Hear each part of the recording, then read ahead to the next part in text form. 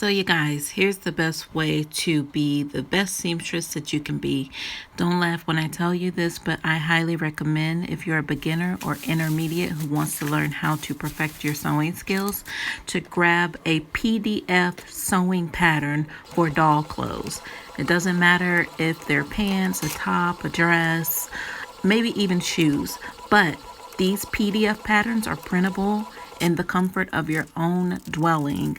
And what you do is you print out the pattern. Don't print the instructions because normally it's like more than 10 pages. You want to keep those close so you can kind of review them as you sew. It's like having your own personal sewing teacher right next to you. You can turn her on and off when you feel like it. You can rewind her. You can download her and save her, whatever you want to do.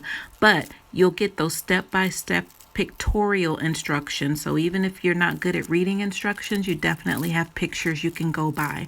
And because I design my own patterns and I also sell the PDF patterns of those designs, I know exactly what they all entail, and they're pretty much sewing instructors right in the comfort of your own home. So as you all know, I do have doll clothes patterns.